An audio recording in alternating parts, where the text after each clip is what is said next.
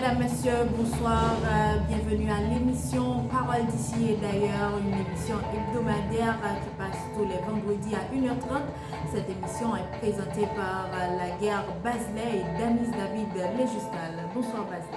Bonsoir Danis, bonsoir tout le monde. Bienvenue à l'émission Parole d'ici et d'ailleurs.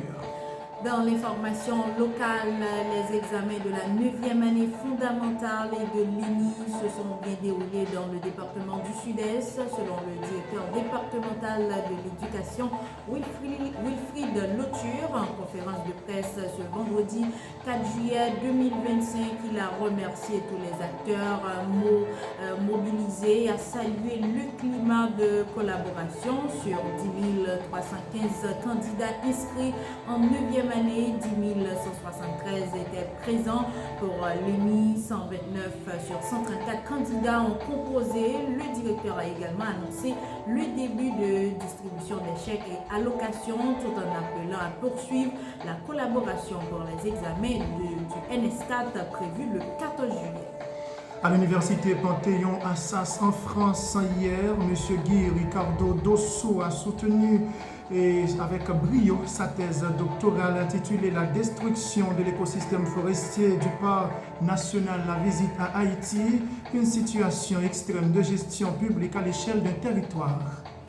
Un vibrant spectacle artistique s'est tenu ce samedi après-midi au centre de convention de Jacmel pour marquer la remise des certificats à 160 jeunes filles et garçons ayant pris part à une formation en danse, peinture et musique organisée par l'École nationale des arts ENAT.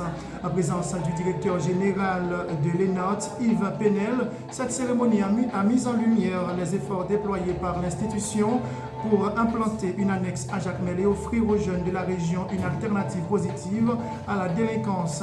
À travers cette initiative, l'ENAT entend créer un espace de créativité où les jeunes peuvent s'exprimer par le théâtre, la danse, le chant ou encore la peinture. L'objectif est clair, former, encadrer et doter les jeunes de métiers artistiques, leur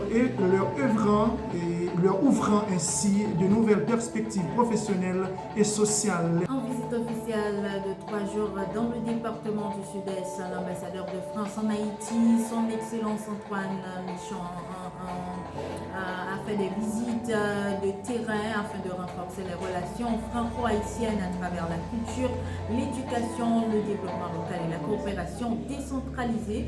Le samedi 28 juin, le diplomate a marqué sa première visite dans la région et en se rendant à l'Alliance française de Jacmel.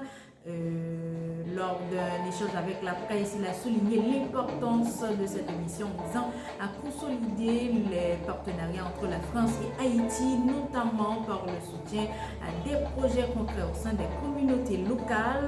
Le 30 juin, l'ambassadeur Michon a visité l'entreprise Café Luxe et le 1er juillet, le diplomate s'était rendu dans la commune de la vallée de Bénin où il a rencontré les organisations locales et évaluer les actions menées dans le cadre du projet financé par l'Agence France de développement mise en œuvre par l'Organisation des jeunes universitaires pour le changement d'Haïti au JUCA depuis 2018.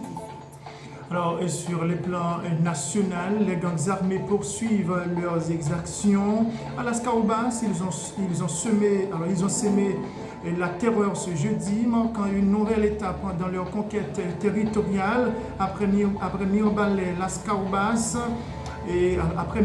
Las Caobas devient à son tour le théâtre d'une attaque coordonnée des groupes armés talibans et 400 marosos sur les réseaux sociaux. Et des vidéos virales montrent la détresse d'une population en fuite, femmes, enfants et écoliers en uniforme courant dans tous les sens, abandonnant tout derrière eux. Les candidats aux examens de la 9e année n'ont pas pu boucler leur dernière journée d'épreuve dans la paix, alors que les bandits continuent de démontrer leur toute puissance. Aucune action concrète n'est posée. Les autorités, elles, semblent plus occupées à se battre pour les parcelles de pouvoir qu'à protéger la population, selon les informations relayées par Média Libre Haïti. Le sous-secrétaire général de l'ONU chargé des Amériques, Miroslav, lance un cri d'alarme face à l'effondrement de l'État en Haïti où les gangs armés contrôlent plus de 90% de la capitale. Il appelle à une action urgente de l'international pour éviter le pire face à l'absence d'autorité de l'État. Constatant qu'Haïti sombre dans le chaos, il précise que la violence des gangs touche tous les aspects de la vie publique et privée. Ces déclarations arrivent à un moment où le Premier ministre de facto Alex DJ Fils-Aimé parle d'élections sans jamais prendre des dispositions comme chef du CSPN pour rétablir l'ordre et la sécurité dans le pays, relate Radio Mitrona. En lieu et place de prendre des dispositions concrètes pour résoudre la crise, le Premier ministre de facto Alex Didier Fils-Aimé préfère effectuer des visites. Hier jeudi, il s'est rendu au CEP et a promis de prendre les mesures nécessaires pour rétablir la sécurité et organiser les élections ainsi que le référendum. Jusqu'à présent, aucune date n'a été retenue pour la publication du décret référendaire déjà approuvé en Conseil des ministres par le pouvoir intérimaire, ce qui montre que l'organisation des élections, pourtant cruciale pour le pays, est devenu un simple slogan pour la primature. Il est à noter que le Premier ministre de facto, Alex Didier Fils-Aimé, en est à sa deuxième visite au CEP depuis son arrivée à la tête de la primature, avec les mêmes annonces sans aucune action concrète, selon les informations relayées par Radio Télémétronome.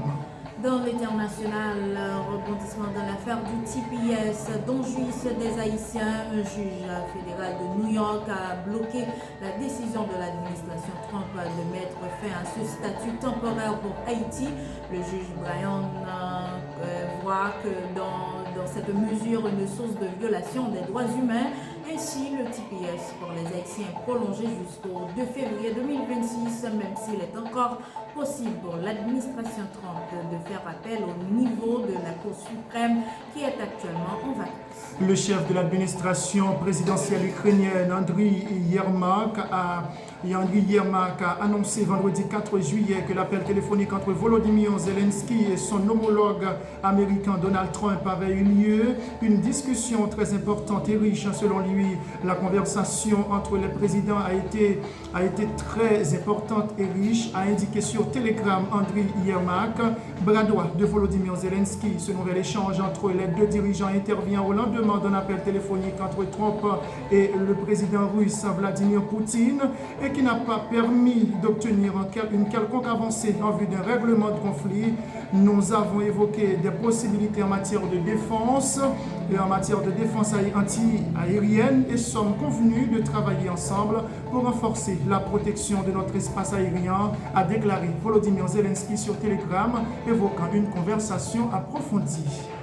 Une vague de froid record frappe l'Argentine, le Chili et l'Uruguay, causant la mort d'au moins 15 personnes et obligeant les gouvernements à restreindre l'approvisionnement en gaz et à déclencher des plans d'hébergement d'urgence.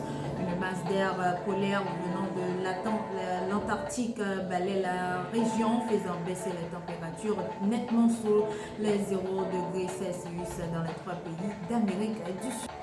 Mesdames, Messieurs, c'est la fin de cette émission Parole d'ici et d'ailleurs. Merci de l'avoir suivi. Bonsoir Basile. Bonsoir Denise, merci à vous mesdames et messieurs d'avoir suivi cette première édition de Parole d'ici et d'ailleurs.